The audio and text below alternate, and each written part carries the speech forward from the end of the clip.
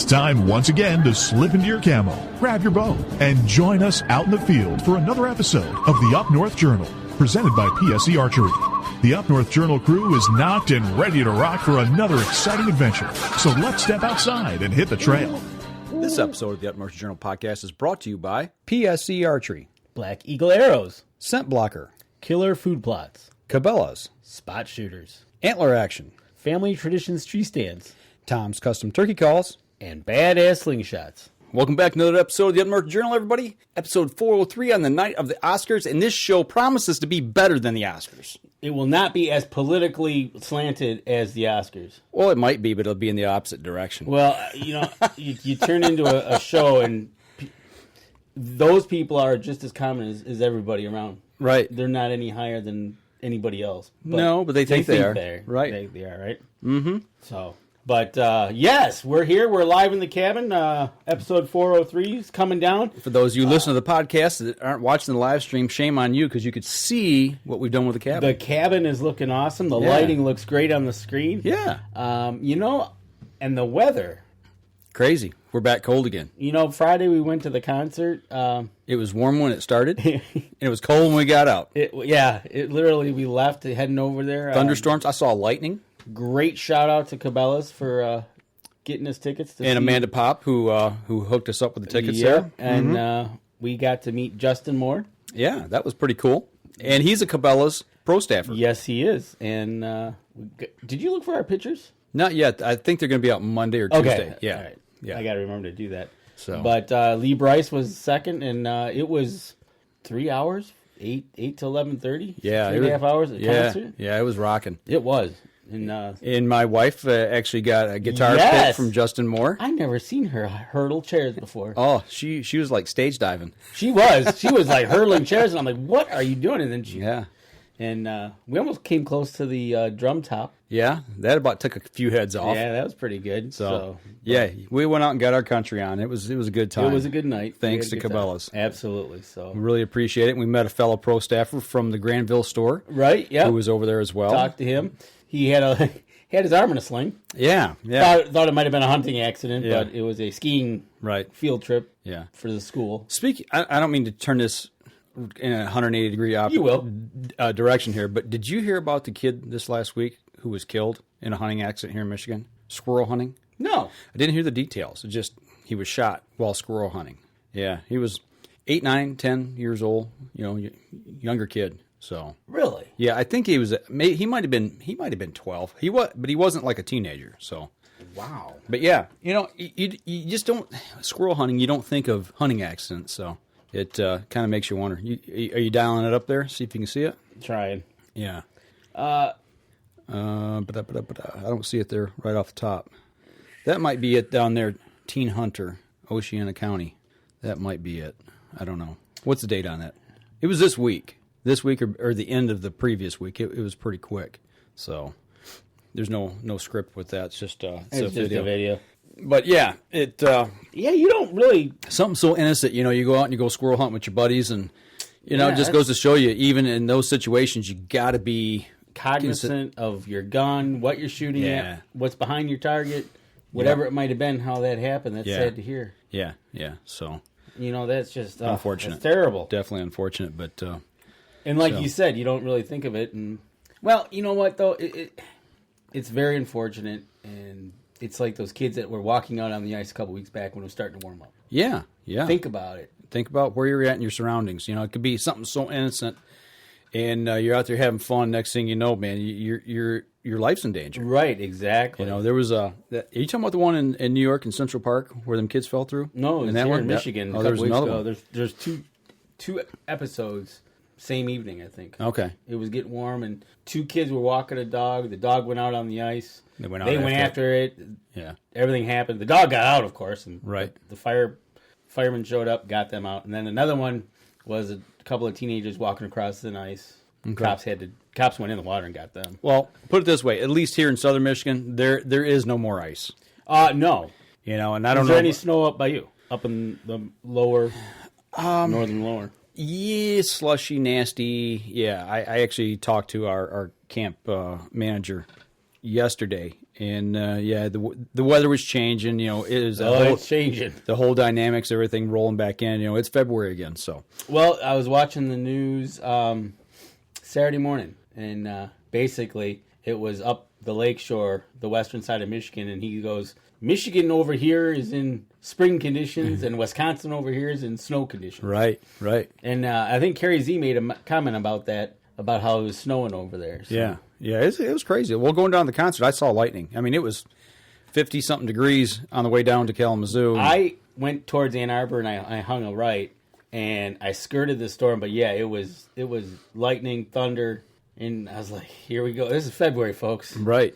And I turned out of the storm and got out of it. But, yeah, it was something. Wild Michigan weather. Right. And we're not even to spring. Right. Getting back to the concert, the one thing, it's just when you go to get your country on, that's what I call going to a country concert. That's right. The thing that I really notice, it's flannel and camo. I mean, I guess that goes without saying. Flannel, camo, and cowboy boots. Cowboy boots, yep. So, it was it was a good time. It was definitely for the most part. There was a few that were dressed with the guy wearing shorts was just really.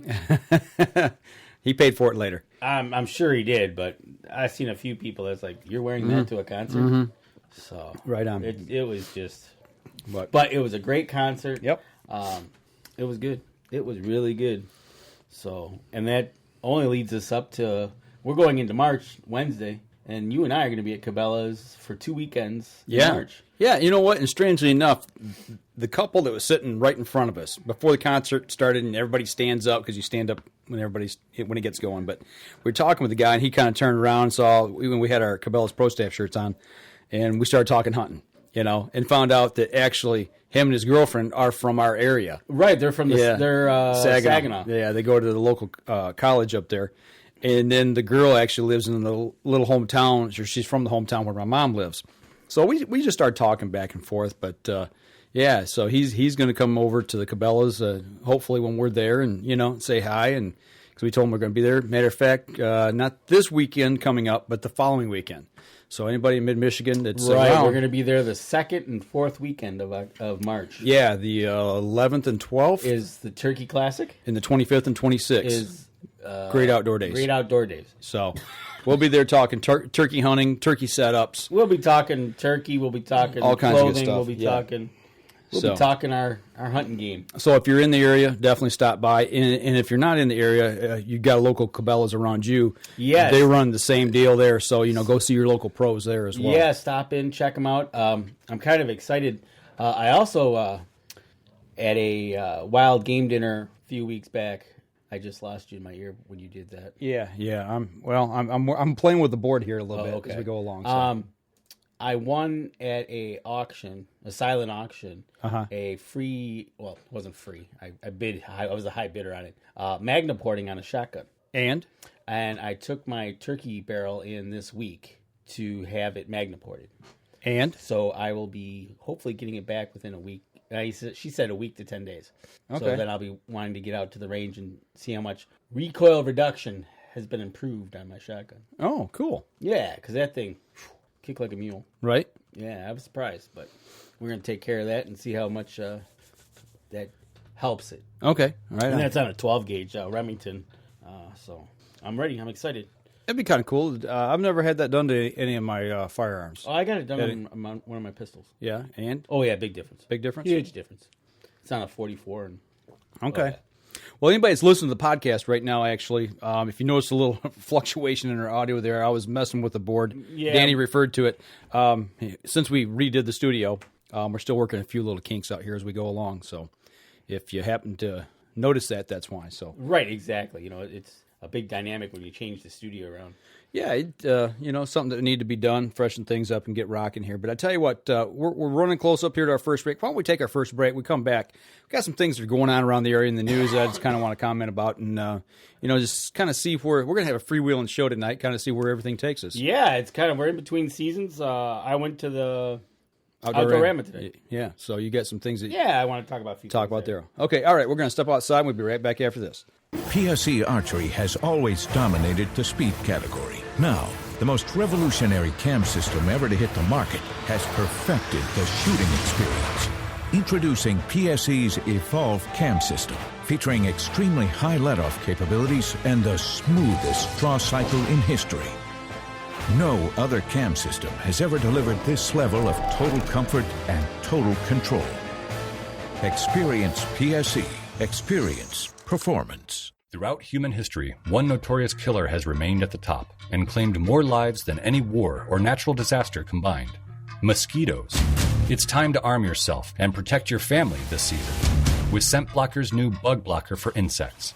Lasting up to 8 hours, Bug Blocker not only repels biting mosquitoes that can carry the West Nile virus, but other biting insects, including chiggers, biting flies, gnats, and ticks which can carry Lyme disease. Field tested by outfitters and guides from Alaska to Alabama and everywhere in between. The results are in, and Bug Blocker flat out works. In a high-potency sportsman strength dosage, using 25% no-nonsense DEET, plus 2 specific ingredients to target biting flies, Bug Blocker plays for keeps. For ultimate protection, pair Bug Blocker insects with Bug Blocker ticks.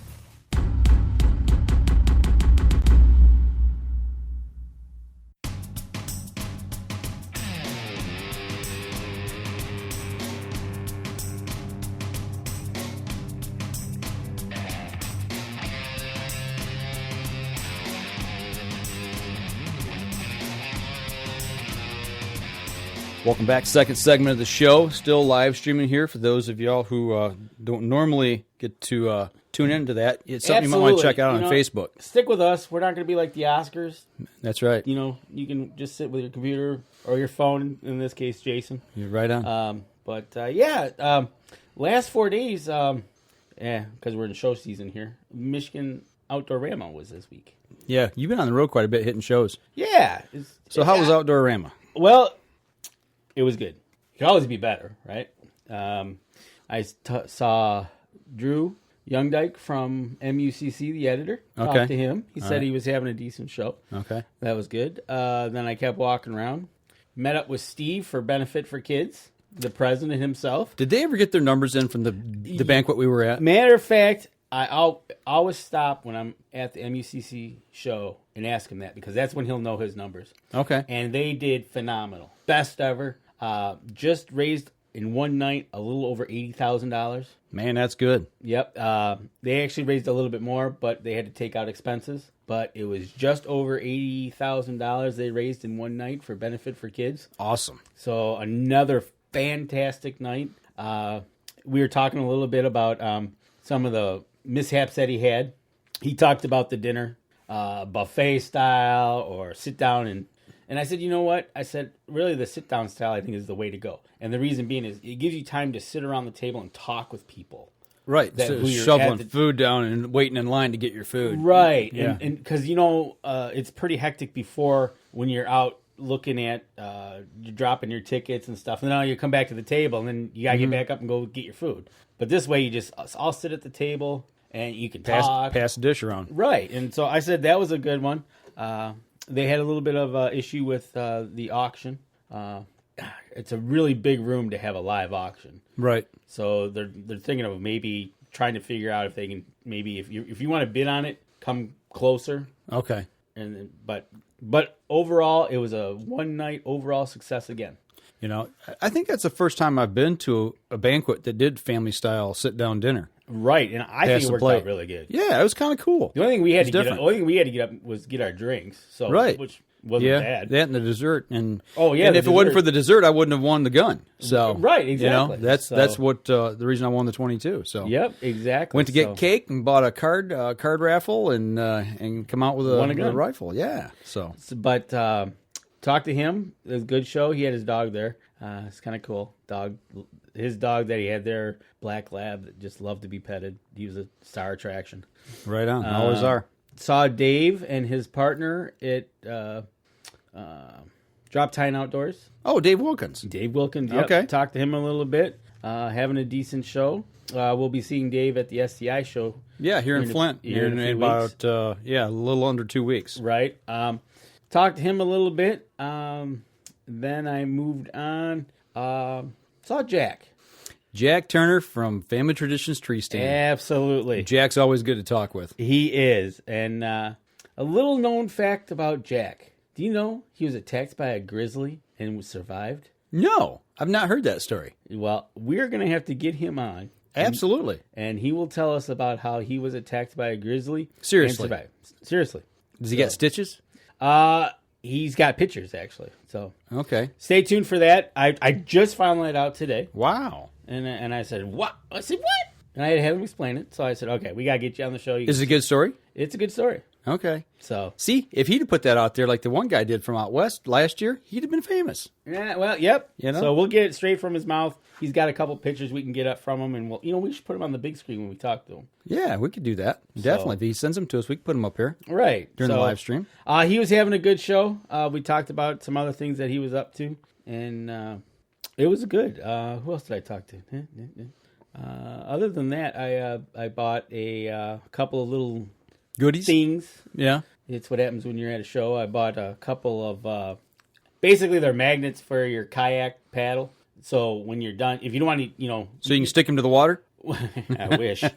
If you rest the paddle down and all of a sudden it'll start to roll or something. Right. Well, this way you attach a couple magnets to the paddle and to your kayak, and then you can just lock it into place and it doesn't go anywhere. If you're fishing or something. That's one of the things that I had. Well, how does a magnet stick to the paddle and stick to the boat? On the paddle itself, which is a diameter, it comes with a metal, I'd say about 3 inches long, and on the back side is a 3M double-sided tape, industrial grade. Yada, yada, yada. So you stick that on two spots on your paddle. Now, so the paddle, the handle's round. So are these tapered? They are tapered. Okay, so they'll stick to they're it. about 3/4 of an inch. No, not even that big. 1/2 inch. 1/2 inch wide. Yeah. Okay. And so they fit nicely on your paddle handle. And then you take, which has got the magnet now, and you put that in 2 spots directly on your kayak on the side, or depending on how your kayak is and how you want them. And then basically you just kind of drop it in there and it sticks. Yeah, it sticks. Okay. So I found that to be really cool. Okay. So I was all over that. Interesting you bring that up. Kayaking. Today, took my daughter out. We were going to do some hitting with softball. She wanted to do some practice, first time this year. And she wanted to get a tee so she could hit off a tee here at the house just to get some swinging in when I'm not around. So we went to the local sporting goods store, and they've got kayaks all over the place. Then we went to Wally World after that for something else. They had kayaks. So you're starting to see kayaks come in. It's getting to be about that time. And she said to me, she goes, "Do you know we sell kayaks at school?" And I said, "What?" And she's like, "Yeah, we got, at our school store. They got, every school has a little store Right, yeah. to buy stuff, whether it's, logo wear or pencils and paper and all that kind of stuff." But she says, "Yeah, they've got a Pelican, a blue Pelican kayak in the store for sale." Really? And I'm like, "You're kidding me." She goes, "Yeah, but it's not the school color blue." Oh, that's what I was thinking. Ours is dark blue, but she said this was like a baby blue. Yeah, Pelican, baby blue Pelican. Yeah, but she said, "Yeah, they got it in the store for sale." And I'm like, "Why would they sell kayaks?" Why would you sell in the school store? Yeah, I don't know, but They do? But they do. Go figure, right? Strange enough, So Well, that's is what it is. it is. But and as we're walking through Wally World, going down Sporting Good aisle, and there's all the dry boxes, the lock boxes that you put in your Right. kayak. Yeah, they had those out, and just a couple little things that's got me thinking about spring. Fishing rods. I still got my ice auger and ice rods in the back of the Jeep. I saw that today. But then I ran into over here in the corner. I've got my 2 little spin cast rods, my St. Croix that I use for trout fishing. So It's funny you said that. When I was walking at the show today, there was some vendors there and fishing vendors, and at the end was all the ice fishing stuff. discounted. No, it wasn't. Well, it might have been for the show, but it was like, yeah, I'm sure that's not moving too well. Right. Yeah. But so and also with the Outdoorama, they've got the home and cottage show right Right. next All to it, together. right? Yeah. I walked into a little log cabin that was just really cool. Yeah. It was one of those you buy it and then they drop it on a slab for you. And, Right. Yeah. But it had a nice front porch, and but other than that, it was it was getting busy when we were there. We were right there about noon, 1:00, and it was getting busy, and it was good. That show's been decent. If you're looking for an outfitter, great show. I think I'm going to be taking the family on a salmon fishing charter here. So I will let you know more to come on that. Okay. So dropping some money, huh? It wasn't $100 a person for 6 hours. Okay. You Which lake? Lake Huron. Lake Huron. Okay. Off, Port Austin. Okay. All right. So we just got. I put some money down, deposit, hold the show price. Right. And then what's up, Ken? See you there. We'll work on the days. I was asking him when the dates are. Right. Middle of May, middle of June, and then after 4th of July. Okay. He said are the good times. Okay. Right on. I got to get together, figure out I'm going to try to do I think a Saturday evening. Okay. That'd be best, I think. So Yeah, you're talking about fishing and charters and stuff like that. which I've never done. Okay. So. I've done one. I did a walleye charter once. Had a blast on it. That was up in the Saginaw, right? On the Saginaw Bay. Yeah, it was on the pontoon. On the pontoon. Yeah, that was a good time. We should try to find them again. Yeah, Boomerang Charters. I don't know if he's still around or not, but it was a good time. But our camp manager at our deer camp, him and his nephew actually is going to work on the food plot with me this year with Killer Food Plots. But they went, I don't know what river they were on, but they did some fishing this last weekend and caught some, I want to say they caught an Atlantic and King. We're going to be going for... If I'm not mistaken. King? Mm-hmm. So, I don't know. I've never done it before, and I just said, you know what? Let's do it. I've seen this guy prior years, and I've always wanted to do it. Okay. He's got charters, Huron, Michigan, Lake Erie, Lake St. Clair. So I was like, let's just do it. Check it out. Right. Yeah. $100 a person for 6 hours. Right on. There you go. So. Talking about the show and what you saw there, talking about the ice rods and that in the cabin, the little log cabin, got me thinking, and I said I had that stuff in the back of my Jeep still that I was going to leave it at my camp. The ice auger, because I got 2 hand crank augers. I was going to leave that up there and some ice rods and some tackle just for when I'm at camp. Do you leave odd and end things like that to do in the off season at your camp gear, or do you just take it up with you all the time? Up at our camp, we've got some fishing equipment there. I've made a little tackle box. Me and Deb, we bought some other tackle gear. We bought a box. Mm-hmm. Typically, we bring our own rods. There are a couple rods up there. So if you forget your stuff and you want to do some fishing, you can. Okay. It's like a camp fishing box and rods are there. But you don't do any ice fishing up there or anything? No, we haven't been up there to do it for ice fishing. I'd like to go up there, though, but that ice gets thick. And you'd be cranking for a long time on a hand crank auger. If I do that, we're gonna have a motorized ice auger. There you go. But as far as anything else, pretty much everything else goes up and comes back with us. Okay, just wondering. Yeah, no, we got some fishing stuff because when you're up in there in the summertime, you'll be like, oh, I forgot my. You can grab it and head out to the lake or down to the trout stream. And you don't want to leave a lot of stuff up there and then need it back here either. That's another part of that whole thing is being so far away. If you leave it up there, it's going to be up there for a while. Right. Matter of fact, I had a cousin drive halfway across the UP and remembered he forgot his gun back at the camp. So he had to turn around, drive back. To get it. Yeah. I was like, he wasn't about to leave it up there. I say, well, whoever's going up next time, get it. Well, that's the problem. He was the last one out of the camp. Okay. So there was going to be nobody up there for over a month and a half. But, no, it's just one of those things that the show was, it was good. It was, they had the lumberjacks there, which was close to Jack, which we could hear really well. He had a great spot for that. And then the boats and the toy haulers they had there, and UTVs and 4-wheelers and all kinds of good stuff. Oh yeah, it was all good stuff. They had some really cool woodworking stuff, but I think I can do it at the house. Okay, somebody's going to be losing some fingers this year. Trying not to, but I need a jigsaw to do it. I think that's the problem. I need a jigsaw. Okay, I'd like to try it. I got one in the back shop. You got a jigsaw? Yeah, scroll saw. You got a hand one or a? No, it's an electric scroll saw. Basically, like a jigsaw. Yeah. Cool. Yeah. We might have to borrow it for an hour. Yeah, you can do that anytime. Right, cool. So, but no, other than that, it was another good show. It's getting towards the end of show season here, and now we're starting to wind up, getting into March here. We're starting to get our turkey on.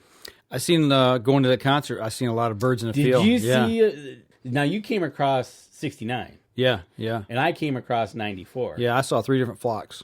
We saw one, probably 2.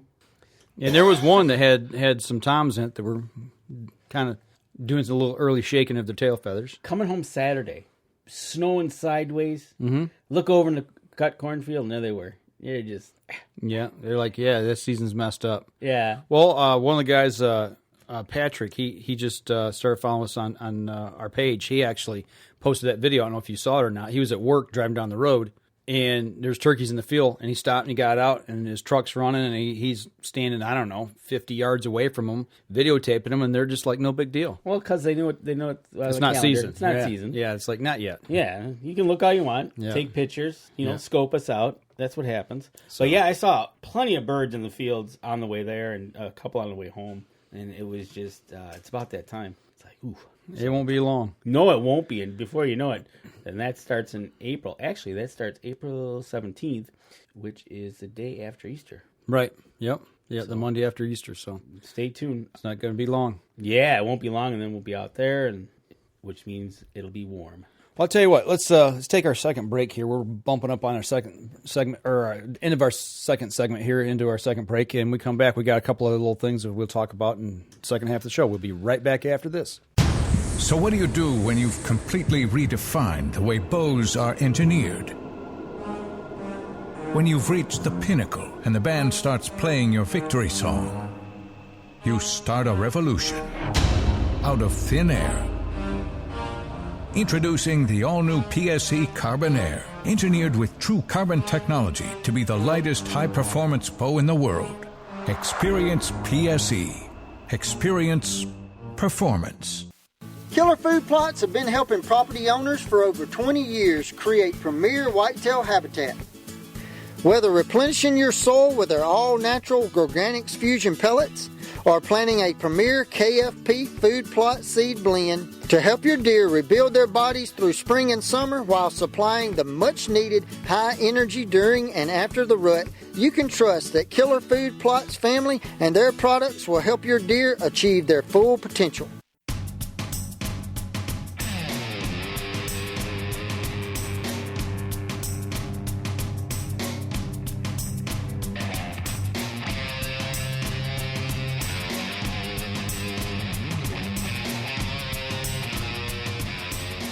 All right, here we go. 3, 2, 1. Welcome back, third segment of the show. Sitting here talking about... The last Sunday in February of 2017. Man, you know what? Was the 22nd, 21st of March is first day of spring, officially. Yep. You know, it's staying daylight longer now. 6:30, it's awesome? Still daylight. So. Oh, that's awesome. Now we need a little... Tell you what, getting teased with that little bit of warm weather earlier in the week, I was itching to get the bow out. I was like... I halfway thought about it today, but man, the big race was on Daytona, so I watched that. That wind though was blowing pretty good. That wind was we got out of the show and that wind was howling. It was like, ooh. After I took my daughter out to check out the ball fields, I was like, going back to watch a race. Yeah, I got home just in time for them to drop the green flag, so it was good, kind of cool. Well, I got a question for you. We got Tom Covert. Hey Tom, what's going on, man? Tom's watching with his daughter Libby. Hi, Libby. Hey, Libby, how you doing? Well, I got a question for you. I saw something here on Facebook. It was some guys talking back and forth, and it made me think. And you remember back years ago when they started all of like the adding ethanol to gas. Okay. All right. And we start seeing corn prices rise. Yep. And then when corn prices, they seemed to rise a little bit, and you didn't have that grain, then other grain prices started to rise a little bit, and you started to see grain prices go up. And they were blaming the ethanol, but it was...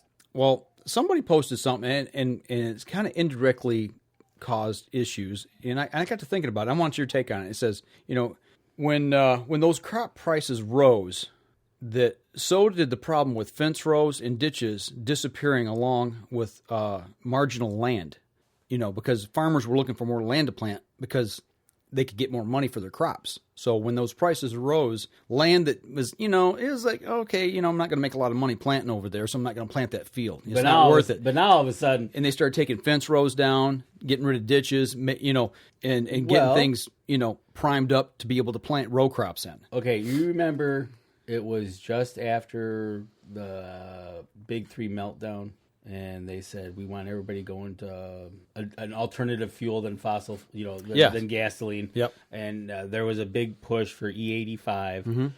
Corn prices went sky high, jacked up, which it was just people overreacting as usual. There was thought then, because they were like, oh my gosh, we're going to need more corn. There was thought of actually there was an idea put out there that they would actually plant the middle of the highways. Really? Of corn. Okay. Well, a little overreacting. Right. But didn't they, up on 23, just north of your exit here, which would be the west side, they went and they took all the fences, they down. went in there and cut and all the trees and everything. Cut all the trees out, cut all the windrows and fence rows out, yes. And that's kind of what I'm talking about. Do you think that problem indirectly caused the crash of some of our wild bird populations, like pheasants, quail, what have you? I think in Michigan, I think it was a different dynamic here in Michigan that caused it. But just nationwide. Okay, so I'm going to a little bit from Michigan perspective. I think it was the pesticides that got the pheasants and all that happy stuff that farmers started using, and it might have led to that taking up more space. And I think the bigger problem here in Michigan, along with that, was you had older farmers getting ready to sell their land because their kids didn't want to take over the farms, and all of a sudden we've seen that big housing boom, especially here in our area. Oh yeah, here with the factories around Detroit, Pontiac, Flint, Saginaw, those areas, which required more housing. So you saw big tract landowners like farmers selling off land, and it became housing developments. Well, and I think that was a bigger dynamic here in this area. In this area here, if you were sitting on the right corner, you made a lot of money. Absolutely. Matter of fact, I want to say my subdivision is on 80 acres that somebody sold. Right. I walked through the wooded part and I could find blinds. Right. So, yeah, you're right. I think definitely. And then thinking countrywide, needing more space for stuff, sure. Yeah. Why wouldn't that contribute to it? I think the guy who posted it and started talking about this, I think he was from Iowa. Which makes sense. Yep. I know down in Ohio, northern to mid Ohio, where my wife's family's from. This big ag country like that too, and you've seen a lot of that dynamic as well. Right, and that talking to Charles about Iowa, there's a lot of corn. So it was an interesting concept to think about. You know what? If you in Wisconsin's like that too. You got your fields, and then you start walking up the hill, and you can only get so high on a hill before your implements don't work. Right. And then that's where the wood started. Right. So they're taking as much as they can. Absolutely. So actually, that could definitely, I'd agree with you there. It probably could, as the world grew. Yeah. Now we're getting into more people are starting to think about it conservation-wise. CRP fields. CRP. Yep. You're getting outdoor groups, NWTF for the turkeys. You're getting the upland bird hunters involved in getting habitat for the grouse back. Well, even here in Michigan with the forestry program that we're involved with at our camp and that you're getting involved with now, creating new habitat, getting through and getting rid of that old growth forest. That's mature forest growth where there's no understory, so to speak, and there's nothing there for the animals, and not just deer and turkey, but other animals as well. And, you cut that out and get that out so sun can get to the ground and start growing things and create that dynamic and that habitat for those other animals. But I think you're seeing that. I think the pendulum has swung all the way to one side, and we've seen that, okay, we need to plant more fields, we need to build more houses, and they took up that dynamic of land, and now all of a sudden they're like, whoa, wait a minute, we went too far, and now the pendulum's coming back. It's like they're creating, the CRP program, this forestry program to get things back the other way a little bit. Right, and what happened definitely prior to the crash of 2009, it was on that buy, build, yeah. And all of a sudden, the which would be the subdivision behind me, crashed, and that was it. Yeah. And all of a sudden, what was going to be a subdivision became fields again. Yeah. Yeah. Right. So, you're right. It probably swang too far one way, and it auto corrected itself. Yeah. And now it's starting to come back. Now they're starting to restart build, but it's 8 years later. Yeah. Well, we're seeing it here in our area. I don't know about across the United States. I mean, I talked to my dad down south. He's over to Atlanta area quite often, and he said over there it's a big building boom now as well. So, are things going back that way? I mean, did the pendulum swing that quick? And are we going to see something again because of this? The potential's there, depending on how. Or is there enough sportsmen and outdoorsmen and women out there now to keep things kind of in check? I think what you're seeing is the education of the sportsmen. Yeah, right. I think that's the important part of it. Right now, the big thing is APRs in the state, right? Mm-hmm. Big talk about APRs. We need APRs. We've talked about this, the science behind everything. Right.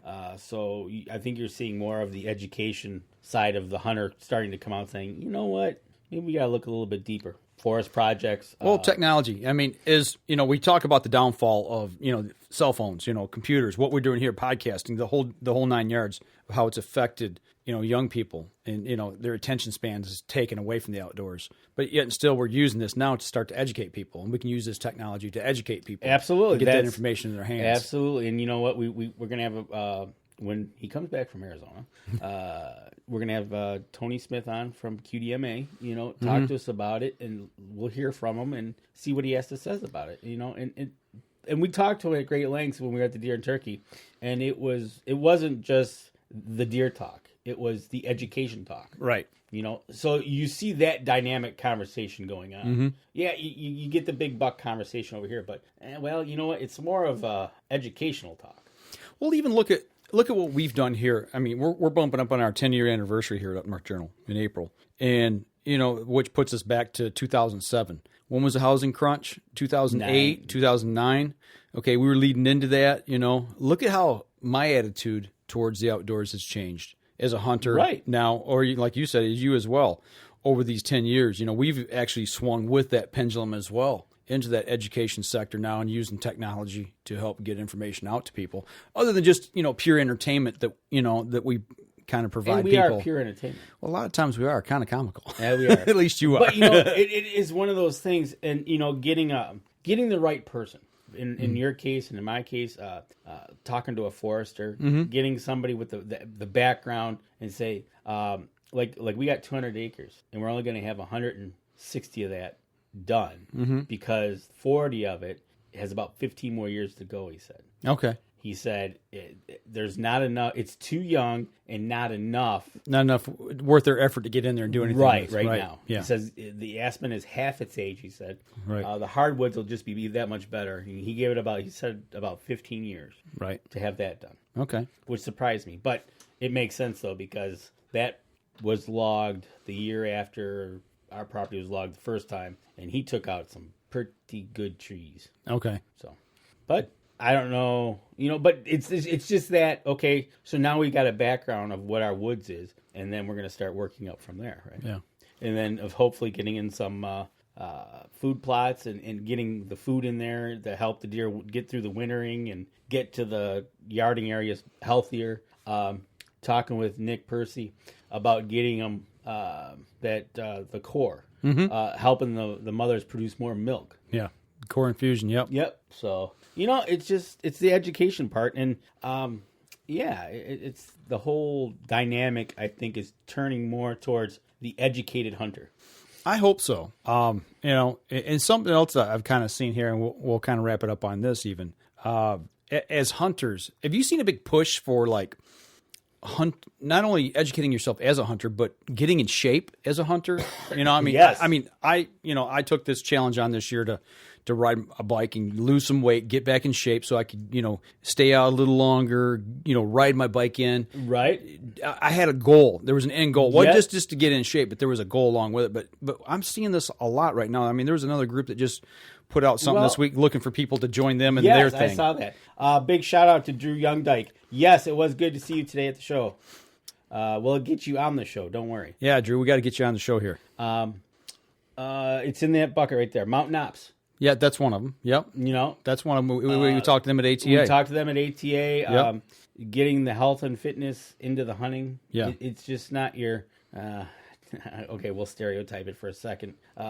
Beer swigging, smoking weak, playing cards, hunting. Yeah, it's not. It's not your dad. I don't want to categorize it this way, but I'm going to. It's not your dad. It's not your dad's outdoor anymore. No, it's the educated side. It's a different generation. It's a healthier, educated, learning about what you're going after. Whether it be a fish, a flying bird, a running animal. Yeah. You know, it's just that taking much care of the fun. outdoors, but taking care of yourself at the same time. Right, exactly. So, you know, talking with the Mountain Ops people on Facebook, XFit, I think is what it was that I saw that wanting, you know, people to. Yeah, that was the one I was referring to. Yep. Right. Yep. And, yeah, it's just a whole new dynamic. You got on the bike last year and you started biking, which I got to get back on it too, by the way. but you know, the weather's going to start to warm up here, and Yeah. you can start pedaling in the mornings like you were doing, and Yeah. you know, right now, like you went to some ball fields today, and it was Mudville, Right.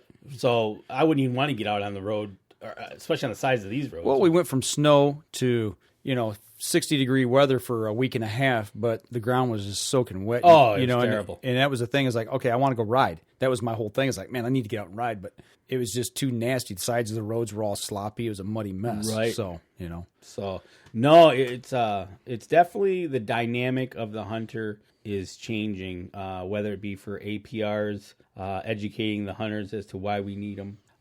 Do we need a $1 rule in the state? Mm-hmm. They'll talk about that. To NWTF people doing what they do. To the upland bird people calling out people to come out and help establish more habitat for them. Right. Just need you for a weekend. Chainsaws. Come on out and cut some trees, move some brush. absolutely. And do some work on that. You got it on the fishing side, Trout Unlimited. Restoring streams and things of that nature. And I think there was, just getting them back onto it and getting the fisheries up and planting some more fish for us. Absolutely. Right? So, But there's an education to why we're doing that. It's Right. just not dumping in fish. There's a whole science behind it. absolutely. Well, it's got to be. I mean, otherwise you're wasting a lot of time, effort, and money. So. Right, and then that's our money. Absolutely. So I'll tell you what, we're bumping up on our last break here, so we're going to step outside, take our next break, our last break. We come back. There's something that I read today, a story that I want to cover, and just I was disturbed by it, so I want to kind of throw this out here and All right. see what you guys think. So we'll be right back after this. I shoot PSE because I like one pin to 40 yards. I shoot PSE for the perfect combination of feel and performance. I shoot PSE because you can shoot lighter poundage and increase arrow speed. I shoot PSE for the fastest bows on the planet. I shoot PSE because my livelihood depends on my bow. I shoot PSE because better engineering makes a better bow. I shoot PSE. I shoot PSE. I shoot PSE. I shoot PSE. Experience PSE. Experience performance. Throughout human history, one notorious killer has remained at the top and claimed more lives than any war or natural disaster combined. Mosquitoes. It's time to arm yourself and protect your family this season with Scent Blocker's new Bug Blocker for insects. Lasting up to 8 hours, Bug Blocker not only repels biting mosquitoes that can carry the West Nile virus, but other biting insects, including chiggers, biting flies, gnats, and ticks which can carry Lyme disease. Field tested by outfitters and guides from Alaska to Alabama and everywhere in between. The results are in, and Bug Blocker flat out works. In a high-potency sportsman strength dosage, using 25% no-nonsense DEET, plus 2 specific ingredients to target biting flies, Bug Blocker plays for keeps. For ultimate protection, pair Bug Blocker insects with Bug Blocker ticks.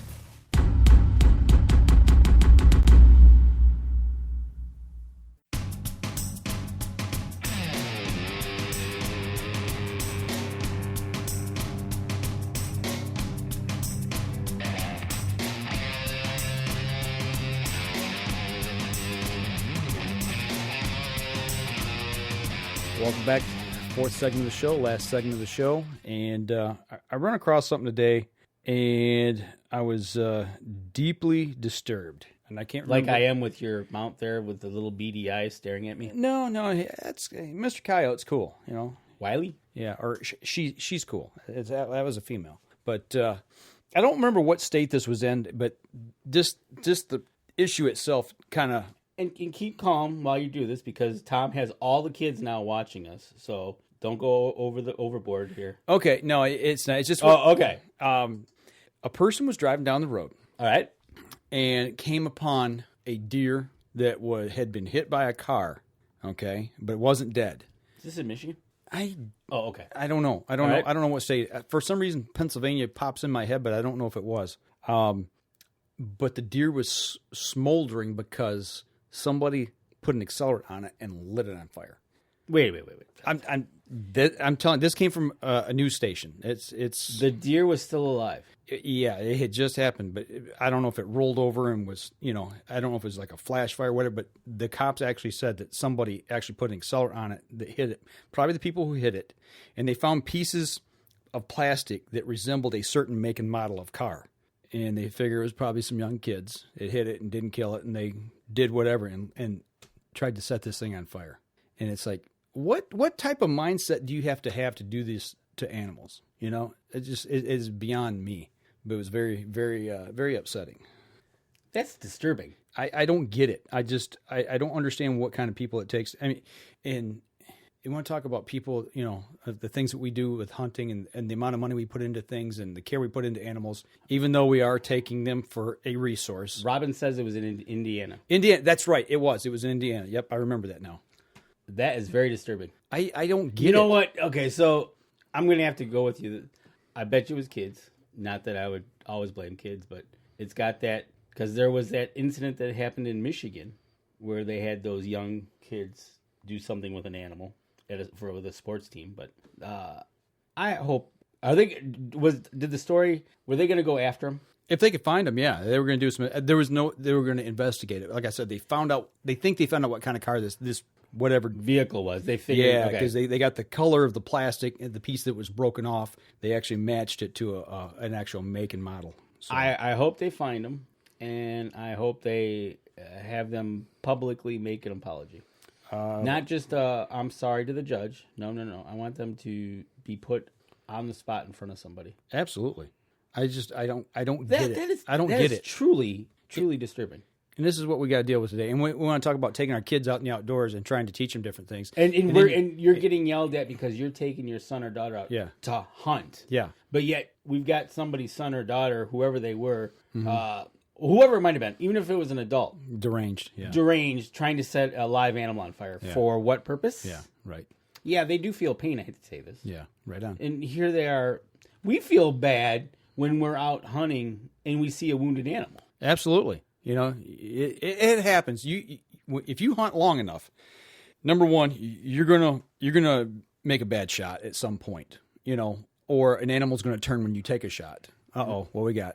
Tom says the person or persons that did this is broken. Broken, absolutely. Yeah, something within their head is broken, but you will see that, and I've seen it in my own backyard. Yeah, it happens with the deer that come in. That one is hurt or one is not right. Yeah. They're limping or something. And that's nature going to take care of its course. Yeah, or if you see it and you're able to, you take care of it and you put the animal down. Right. If we're out hunting, and we've talked about this before, that if you saw an animal that was hurt, what would you do? Yep. We would do the right thing. But that's terrible. I was appalled. I was floored when I read that. So that is just terrible. I couldn't. I won't even go into it. No, that's just flat out terrible. Well, and there's another story I read today, and actually I kind of want to mention this here towards the end of the show. But this is an actual law that Pennsylvania is trying to get on the books about people who steal trail cameras. Talking about deranged people. We've seen a lot of that now. Yeah, but they want to go in the state of Pennsylvania. If you have a trail camera stolen right now, you can't go to a game officer and say, "Hey, my camera got stolen," for them to investigate. You actually got to go to the police department. Okay. Whether it be the sheriff or whatever in that area. For them, and they don't have the time, money, or resources to go, "Dude, you lost a $200 trail camera. We're not going to go investigate." That's just the way it is. Right. But they're wanting to change the law in the books so that way you can go to a CO and they'll investigate it, because now, if so, stealing hunting gear, tree stands, blinds, decoys, anything of that nature, something that's out in the field, becomes a jurisdiction of the CO. That's what they're trying to make this with a trail camera, and it'd be a $1,500 fine, punishable also by loss of 1 year of your hunting privileges. I thought that's a good move. That's a pretty good move. I'd go for that. Yeah, absolutely. You're hearing that more and more, and I think it's just because of the nature of technology. Is hey, did anybody see this guy? This is the last. I got trespassers. Seen one this week. The guy posted same thing. Just and what are they going to do? If they see a camera, they're going to steal it if they're trespassing, because they're breaking the law. So watching the Northwoods Law, which follows the main DNR. Mm-hmm. The DNR officer put out a camera. Okay. To catch. I think they were having problems with marijuana growers. Okay. So he put out a camera to get that guy. But he learned. He put another camera. To watch the camera. Up higher Mm-hmm. to watch the camera, to watch the same area. Right. And sure enough, he came back. The camera was there, but the card was gone. Okay. Guy took the card out of it. Right. He goes, but watch this. And then he went and he climbed up the tree a little bit and got the camera. He goes, but I got him on this camera. Right. So, yep, you're right. And I would like to see that then if that was, I didn't know that wasn't under the jurisdiction of. Well, at least in that state. I don't know about here in Michigan. I have no idea about You know here in what? Michigan. What we'll do is we'll get a hold of our local CO here and we can ask him these questions because there's a few questions I'd like to run by him. Yeah. I will try to get him on the show and we can throw some questions at him. Yeah, it's a really good idea to that way if you've got an issue or a problem, you know who to go talk to, or I hate to say it, but is it really worth going and talking to somebody? Because in some instances, you just got somebody that's being a real pain in the butt, and sometimes your local authorities just say, you know what, we ain't got time to deal with this. And unfortunately, and sometimes, unfortunately, it might lead to more of a hassle than anything. Right. Especially if you call that person out and that person realizes who it is, and yeah, they might circle around. But I will say, COs generally love to go and take care of people who are messing with something or somebody when they're trying to do the right thing in the outdoors, and you've got a neighbor or a neighboring landowner or somebody that's trespassing or whatever that's really causing you grief. They like to go out and make sure to take care of those people. Generally, and I think generally speaking, they do like to, the rap line and stuff like that. They love. They will follow up anything you call on them. Yeah, and they do it anonymously. It's a great hotline to get in there and call and if they're doing something illegal and all of a sudden you hear that somebody talking bad about the DNR, my first question is, okay, what did you do wrong? Exactly. You have this bad taste. Why? Exactly. And if you read in the MUCC, where they write down all the CO reports, right? And you see these people that have got once, twice caught, 3 times. It's like. Right. You didn't learn the first 1-2 times? Right. And then you wonder, you get mad? I've used the 1-800-RAP line before. I mean, I seen a place out in the outdoors on state land where people were dumping deer carcass, and it was basically hindquarters gone and back straps. And I'm like, really? This was, you're going to waste deer like that? Whether they were shot legally or not, I don't know, and there's no way to tell. But if that's how you get, number one, how you getting rid of your carcass, it leaves a bad image out there in the outdoors for people like us.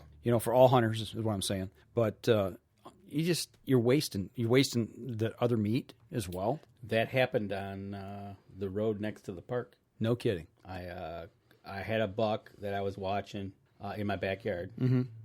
Watch him grow up, and I pretty much could tell the deer. Right. And I was over on Eddy Lake Road. And driving down, look over, and I saw the white belly, and I'm like, oh, let's pull over. Head was gone. Head's gone. And the rest of the deer's laying. Yeah. It's like, really?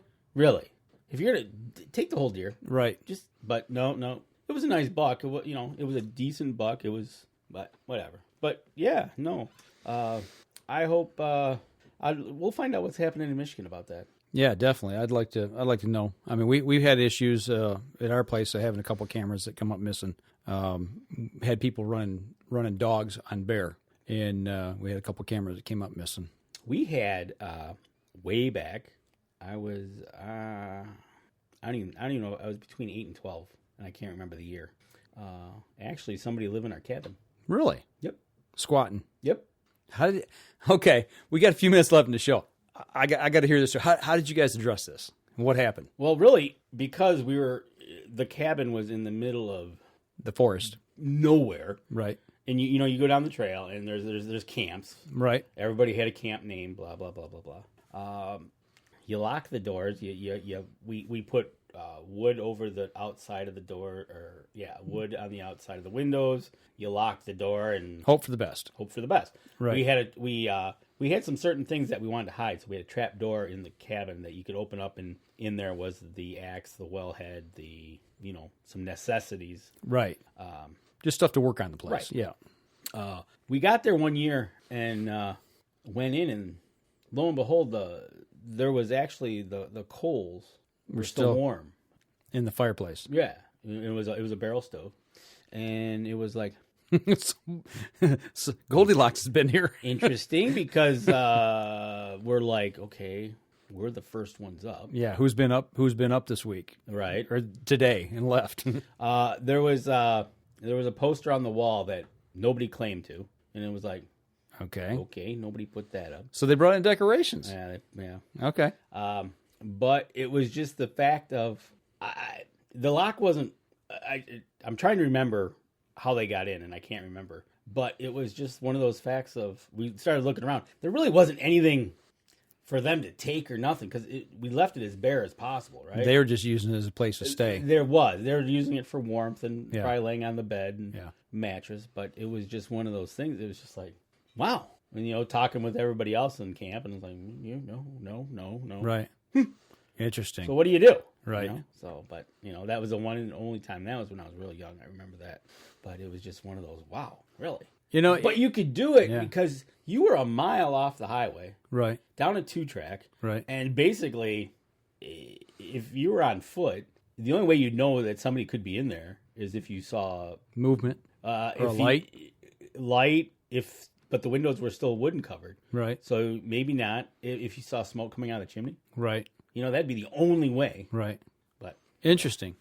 Well, up in Alaska, isn't there like an unwritten rule that these cabins, you leave them stocked with wood? Okay, so for shelter in case of an emergency, and if you stay in one, you're supposed to replace it. Right. What they've done, and I've seen this on, I want to say, I think it's Life Below Zero, and there's a couple other Alaskan shows that they actually do set those camps up with a stove, shelter stove, firewood, and I think they want to leave a metal can in there too. But anyways, yeah, it's open to the people. You're out going along, man. You need some shelter. Go there. That's fine. Yeah. But be courteous of what it's there for. Replenish the wood when you move on. Right. So, but I have seen that too. Yeah. Okay. I don't think there's a written rule like that in Michigan, but no. But interestingly enough, I had a guy I work with that he was up kayaking. Him and his son, they were up in, I want to say this time of year. It was late February, early March, and they went up with some buddies, and they had no real experience on the river. Okay. And him and his son took off, and his son was a teenager at the time, in his late teens, in high school.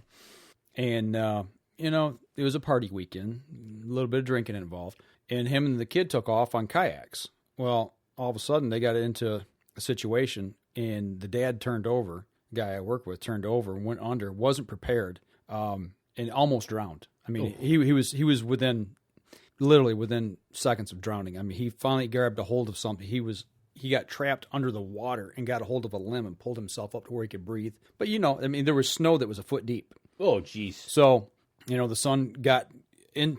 Luckily, he was behind him, I think. I can't remember the exact situation, but he got to the dad, got him up on the limb. They got up out of the water, lost the kayaks. They go downstream. Yeah, they're gone. But when they got out of the river, they were on the opposite side of the river as the camp that they were on, and they were about a mile or two downstream. Whew. And they got up on the embankment and started walking, and he lost both boots. He's in socks, soaking wet, in a foot deep snow.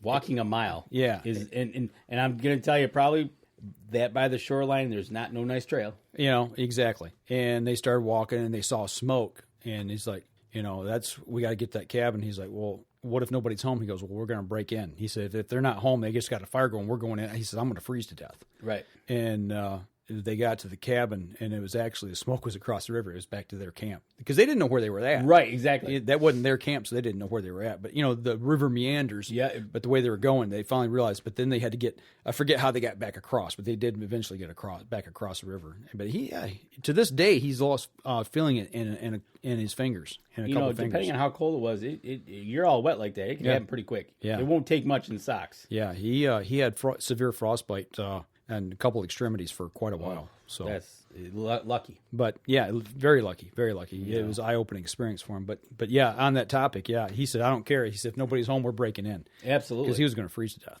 And that's one of the things you just, you it's hard to say always be prepared, but you never know what's going to happen. You never do. You never know. That's why we always talk about safety.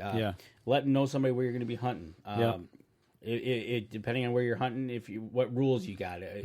2 shots, 3 shots, knowing where everybody's at. If we're not backed by XO Dark, yep. Hey, out a search party.